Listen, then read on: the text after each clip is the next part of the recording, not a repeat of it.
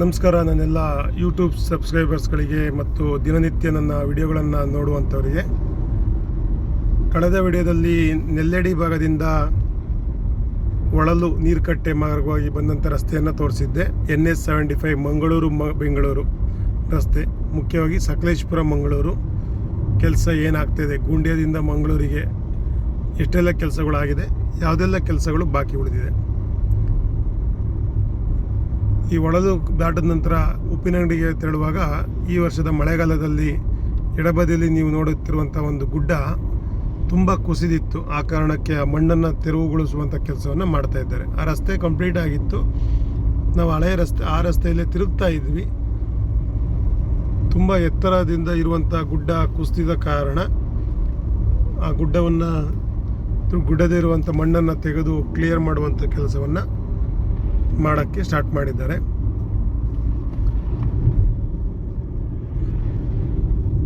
ಈ 62 ಕಿಲೋಮೀಟರ್ ರಸ್ತೆಗೆ ಒಂದು ಟೋಲ್ ಇರ್ತದೆ. ಅದು ಕಳೆದ ವಿಡಿಯೋದಲ್ಲಿ ನೀವು ನೋಡಿದ್ರಿ, ಒಳಲು ಅನ್ನುವ ಭಾಗದಲ್ಲಿ ಇರ್ತದೆ.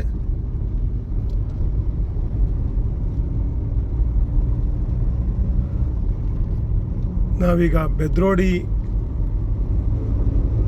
ಭಾಗದಲ್ಲಿ ಸಾಗ್ತಾ ಇರ್ತೇವೆ. ಇಲ್ಲಿಂದ ಕೂಡ ನಾವು ಸರಾಗವಾಗಿ ಸಾಗುವಾಗ ಮಧ್ಯದಲ್ಲಿ ಒಂದು ಭಾಗದಲ್ಲಿ ಕೆಲಸ ಬಾಕಿ ಉಳಿದಿರ್ತದೆ. ಆ ಕೆಲಸ ಎಲ್ಲಿ ಅನ್ನೋದನ್ನು ನಿಮಗೆ ಈ ವಿಡಿಯೋದಲ್ಲಿ ತೋರಿಸ್ತೇನೆ.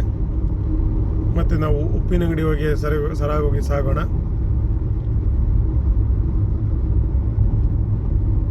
ನಾಲ್ಕು ಪಥದ ರಸ್ತೆ ಕೊನೆಗೂ ಮುಕ್ತಾಯ ಹಂತಕ್ಕೆ ಬರುವಂಥ ಲಕ್ಷಣಗಳು 2025-26ನೇ ಸಾಲಿಗೆ ಕರಾವಳಿ ಭಾಗಕ್ಕೆ, ಕರಾವಳಿಯ ಜಾಗವಾದಂಥ ಗುಂಡ್ಯದಿಂದ ಮಂಗಳೂರಿಗೆ ಒಂದು 4 ಪಥದ ರಸ್ತೆ ಕಂಪ್ಲೀಟ್ ಆಗುವಂಥ ಕೆಲಸ ಮುಗಿಯೋದಕ್ಕೆ ಬಂದಿದೆ. ಇನ್ನೊಂದೆಲ್ಲಿ 4 ಲೈನ್ ಆಗ್ತಾಯಿದೆ ಅಂತಂದರೆ ನಾವು ಹೇಳ್ಬೋದು SK ಬಾರ್ಡರ್ ಘಾಟ್, ಕಳಸ ಮತ್ತು ಹೊರನಾಡಿನಿಂದ ಬಂದಂಥ ರಸ್ತೆಯಿಂದ ಏನು ಕಾರ್ಕಳಗೆ ಬರ್ತೀವಿ, ಕಾರ್ಕಳದಿಂದ ಮಂಗಳೂರಿಗೆ, ಕಾರ್ಕಳ ಮೂಡುಬಿದಿರೆಯಿಂದ ಮಂಗಳೂರಿಗೆ 4 ಪಥದ ರಸ್ತೆ ಕೆಲಸ ಕೂಡ ನಡೀತಾ ಇದೆ. ಅದು ಒಂದು ಕೆಲಸ ಮುಗಿದ್ರೆ 4 ಪಥದ ರಸ್ತೆಯಲ್ಲಿ ಅಲ್ಲಿ ಕೂಡ ವೇಗವಾಗಿ ಮಂಗಳೂರನ್ನು ಮುಟ್ಟುವಂಥ ಕೆಲಸ ಆಗ್ತದೆ. ಚಾರ್ಮುಡಿ ಘಾಟ್ ಕೆಲಸ ಕೂಡ ಆಗ್ತಿದೆ. ಅದು 4 ಪಥದ ರಸ್ತೆ ಅಲ್ಲದಾದರೂ ಕೂಡ ಒಂದು ಅಗಲವಾದ ರಸ್ತೆಯನ್ನು ಮಾಡುವಂಥ ಕೆಲಸವನ್ನು ಮಾಡ್ತಿದ್ದಾರೆ. ನೀವೆಲ್ಲಿ ಅಬ್ಸರ್ವ್ ಮಾಡ್ಬೋದು. ಈಗ ಇಲ್ಲಿ ಒಂದು ಬಾಕಿ ಉಳಿದಿರುವಂಥ ಕೆಲಸ, ಈ ಕೆಲಸವನ್ನು ಮಾಡ್ತಾ ಇದ್ದಾರೆ. ಇಲ್ಲಿ ಯಾಕೆ ಈ ಗುಡ್ಡದಲ್ಲಿ ಹೋಗ್ತಿದ್ದಾರೆ ಅಂದರೆ, ಬಲಬದಿಯಲ್ಲಿ ಏನು ಇದಿತ್ತು ಅಂದರೆ ನೀರಿನ ನದಿ ಇದೆ, ನೇತ್ರಾವತಿ ನದಿ ಇದೆ. ನೇತ್ರಾವತಿ ನದಿ ನೀರು ತುಂಬ ಜಾಸ್ತಿ ಆದಾಗ ಈ ರಸ್ತೆ ಮೇಲೆ ನೀರು ಬರ್ತಾ ಇತ್ತು. ಆ ಕಾರಣಕ್ಕೆ ಈ ಗುಡ್ಡದಲ್ಲಿ ರಸ್ತೆಯನ್ನು ಮಾಡಲಿಕ್ಕೆ ಅಂತೇಳಿ, ಸ್ವಲ್ಪ ಎತ್ತರವಾಗಿ ಮಾಡಲಿಕ್ಕೆ ಅಂತೇಳಿ ಹೈಟನ್ನು ಮಾಡಿರ್ತಾರೆ. ಬಲಬದಿಯಲ್ಲಿ ತಡೆಗೋಡೆಗಳನ್ನು ಕಟ್ಟುವಂಥ ಕೆಲಸವನ್ನು ಮಾಡಿರ್ತಾರೆ. ನೀವು ಅಬ್ಸರ್ವ್ ಮಾಡ್ಬೋದು.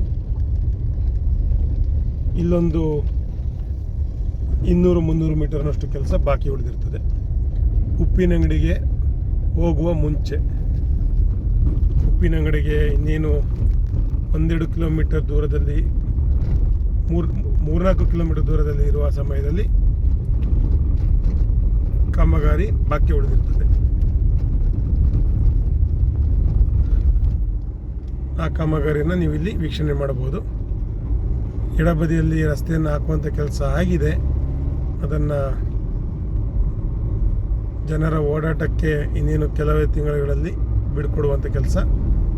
ಹಿಂದೆ ನೋಡಿದಂಥ ಏನು ಗುಡ್ಡ ಬಗೆತಿರೋದು ಮತ್ತು ರಸ್ತೆಯನ್ನು ಮಾಡುವಂಥ ಕೆಲಸ 2025ರ ಸಾಲಿನ ಒಳಗಡೆನೆ ಮುಳುಗಿಸುವಂಥ ಎಲ್ಲ ಲಕ್ಷಣಗಳು ಕಾಣಿಸ್ತಾ ಇದೆ.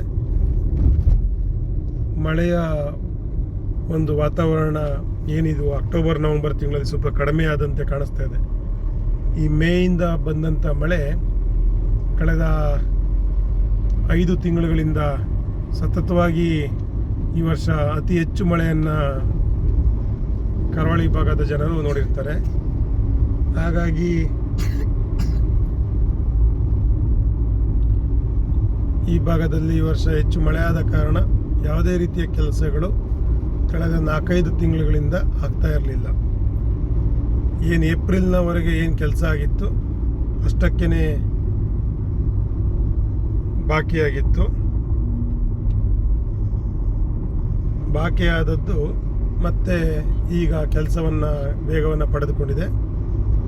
ಇದು ಉಪ್ಪಿನಂಗಡಿ ನಗರ ಭಾಗಕ್ಕೆ ಹೋಗುವ ಸಮಯದಲ್ಲಿ ಬರುವಂಥ ಫ್ಲೈಓವರ್.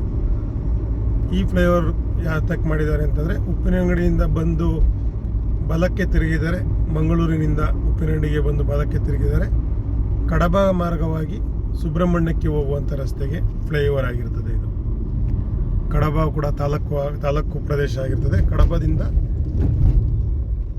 ಸುಬ್ರಹ್ಮಣ್ಯಕ್ಕೆ ಹೋಗುವಂಥ ರಸ್ತೆಗೆ ಈ ಫ್ಲೈಓವರ್ ಕೆಲಸವಾಗಿರ್ತದೆ. ಈ ಫ್ಲೈಓವರ್ನ ಕೆಲಸವು ಕೂಡ 98% ಕಂಪ್ಲೀಟ್ ಆಗ್ತದೆ. ಮಧ್ಯದ ಒಂದು ತಡೆಗೋಡೆ, ಸಣ್ಣ ಒಂದು ಡಿವೈಡರನ್ನು ಮಾಡುವಂಥ ಕೆಲಸ ಬಾಕಿ ಉಳಿದಿರ್ತದೆ. ಅದನ್ನು ಬಿಟ್ಟರೆ ನಮಗೆ ಮುಂದೆ ಸಣ್ಣ ಪುಟ್ಟ ಕೆಲಸಗಳು ಎಲ್ಲಿ ಬಾಕಿ ಉಳಿದಿದೆ ಅಂತ ಹೇಳುವಾಗ, ಉಪ್ಪಿನಂಗಡಿಗೆ ನಾವು ಇನ್ನೇನು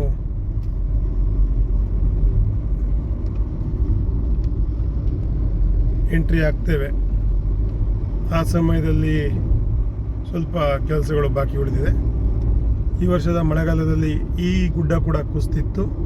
ಈ ಗುಡ್ಡವನ್ನು ತೆರವುಗೊಳಿಸುವ ಮೂಲಕ ಮತ್ತೆ ರಸ್ತೆಯನ್ನು ಓಪನ್ ಮಾಡಿ ಬಿಟ್ಟಿರ್ತಾರೆ. ನಾವು ಉಪ್ಪಿನಂಗಡಿ ನಗರ ಭಾಗಕ್ಕೆ ಎಂಟ್ರಿ ಆಗ್ತಾ ಇದ್ದೇವೆ. ಈಗ ಇಲ್ಲಿ ಒಂದು 100 ಮೀಟರ್ನಷ್ಟು ರಸ್ತೆ ಬಾಕಿ ಉಳಿದಿರ್ತದೆ. ಕಾರಣ ಅಂತಂದರೆ, ಇಲ್ಲೊಂದು ಮಧ್ಯದಲ್ಲಿ ಒಂದು ದೊಡ್ಡ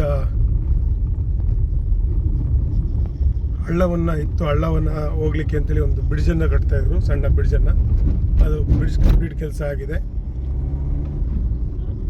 ಆ ಕಾರಣಕ್ಕೆ ಇಲ್ಲಿ ಈಗ ಬಾಕಿ ಉಳಿದಿರುವಂಥ ಕೆಲಸ ಕಂಪ್ಲೀಟ್ ಆಗಿದೆ. ನಾವೀಗ ಉಪ್ಪಿನಂಗಡಿಯ ಫ್ಲೈಓವರ್ ಮೇಲೆ ಹೋಗಲಿಕ್ಕೆ ಹೊರಟಿದ್ದೇವೆ. ಉಪ್ಪಿನಂಗಡಿ ನಗರ ಭಾಗದ ಫ್ಲೈಓವರ್ ಕೆಲಸ, ಮಧ್ಯದ ಒಂದು ಡಿವೈಡರ್ ತಡೆಗೋಡೆಯನ್ನು ಕಟ್ಟುವಂಥ ಕೆಲಸವನ್ನು ಸ್ಟಾರ್ಟ್ ಮಾಡಿದ್ದಾರೆ. ಎರಡೂ ಬದಿಯ ತಡೆಗೋಡೆಗಳನ್ನು ಕಂಪ್ಲೀಟ್ ಮಾಡಿದ್ದಾರೆ. ಸ್ಟ್ರೀಟ್ ಲೈಟ್ಗಳನ್ನು ಹಾಕುವಂಥ ಕೆಲಸಗಳು ಕೂಡ ಮುಗಿಲಿಕ್ಕೆ ಬಂದಿರ್ತದೆ. ಮಧ್ಯದ ತಡೆಗೋಡೆ ಒಂದು ಬಾಕಿ ಉಳಿದಿರ್ತದೆ, ಆ ಕೆಲಸ ನಡೀತಾ ಇದೆ. ನಾವು ಸರಾಗವಾಗಿ ಈಗ ಉಪ್ಪಿನಂಗಡಿ ನಗರ ಭಾಗದಲ್ಲಿ ಕೂಡ ಫ್ಲೈಓವರ್ ಮೇಲೆ ಸಾಗ್ತಾ ಇರೋದ್ರ ಕಾರಣ ಯಾವುದೇ ರೀತಿಯ ಸಮಯ ವ್ಯರ್ಥ ಆಗೋದಿಲ್ಲ.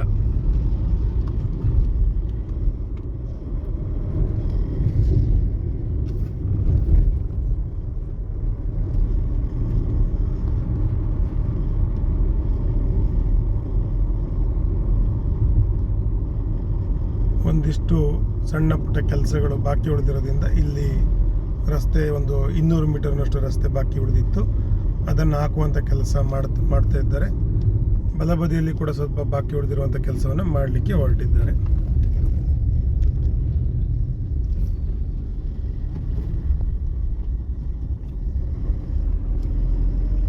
ನೀವು ಈಗ ಉಪ್ಪಿನಂಗಡಿ ನಗರ ಭಾಗದ ಕೆಲಸದ ಮಾಹಿತಿ ಬಗ್ಗೆ ಕೂಡ ನೋಡಿದ್ರಿ. ಎಡಬದಿಯ ಸೇತುವೆಯನ್ನು, ಮತ್ತೆ ಹಳೆ ಸೇತುವೆ, ಇದು ಹೊಸ ಸೇತುವೆ ನಾವು ಹೋಗ್ತಿರುವಂಥದ್ದು. ನೀವಲ್ಲಿ ನೋಡ್ಬೋದು, ಇದು ಕುಮಾರಧಾರ ನದಿಯಿಂದ ಬರುವಂಥ ನೀರು, ಮತ್ತು ಕುಮಾರಧಾರ ನದಿಗೆ ಅಡ್ಡಲಾಗಿ ಕಟ್ಟಿರುವಂಥ ಸೇತುವೆ ಇದು. ಇಲ್ಲಿ ಎಡಬದಿಗೆ ಪುತ್ತೂರಿಗೆ ಹೋಗುವಂಥ ಜನಗಳಿಗೆ ಎಡಬದಿಗೆ ತೆರಳಬೇಕಾಗ್ತದೆ. ನೀವು ಅಬ್ಸರ್ವ್ ಮಾಡುವಾಗೆ ಮುಂದಿನ ದಿನಗಳಲ್ಲಿ ಇಲ್ಲಿ ಡಿವೈಡರನ್ನು ಮಾಡ್ತಾರಾ ಅಥವಾ ಇದು ಫ್ಲೈಓವರನ್ನು ಮಾಡಿರುವಂಥ ಕೆಲಸನೇ ಈ ಪುತ್ತೂರು ನಗರ ಭಾಗದಿಂದ ಬಂದಂಥರು ಆ ಸರ್ವಿಸ್ ರಸ್ತೆಯಲ್ಲಿ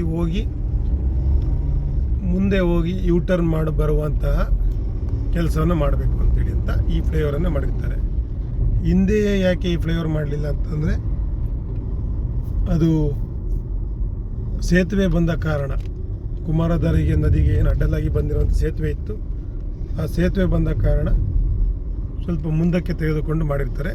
ಈ ಫ್ಲೈಓವರ್ನ ಕೆಲಸವು ಆಲ್ಮೋಸ್ಟ್ ಮುಗಿದಿದೆ. ಎರಡೂ ಭಾಗದ ತಡೆಗೋಡೆಗಳು ಮುಗಿದಿದೆ. ಮಧ್ಯದಲ್ಲಿ ಡಿವೈಡರ್ ಕೆಲಸದ ತಡೆಗೋಡೆಯನ್ನು ಕಟ್ಟುವಂಥ ಕೆಲಸವನ್ನು ಮಾಡ್ತಾ ಇದ್ದಾರೆ.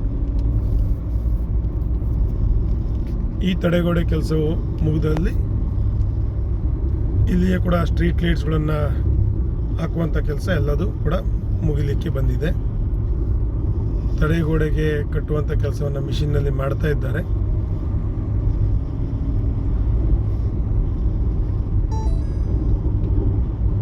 ಇದು ಉಪ್ಪಿನಂಗಡಿಯಿಂದ ಮುಂದೆ ಸಾಗ್ತಾ ಇದ್ದೇವೆ ನಾವು.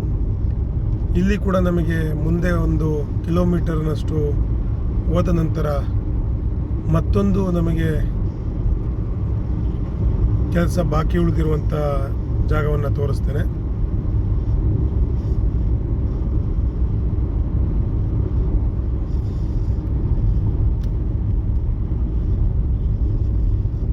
ಇದು ಟೋಲ್ನಿಂದ ಉಪ್ಪಿನಂಗಡಿಯವರೆಗೆ ಬಂದಂಥ ವಿಡಿಯೋ ಆಗಿರ್ತದೆ. ಮುಂದಿನ ವಿಡಿಯೋದಲ್ಲಿ ಎಲ್ಲೆಲ್ಲಿ ಕೆಲಸಗಳು ಬಾಕಿ ಉಳಿದಿದೆ ಅದರ ಬಗ್ಗೆ ಮಾಹಿತಿಯನ್ನು ಕೊಡ್ತೇನೆ. ಧನ್ಯವಾದಗಳು ಫ್ರೆಂಡ್ಸ್. Thank you.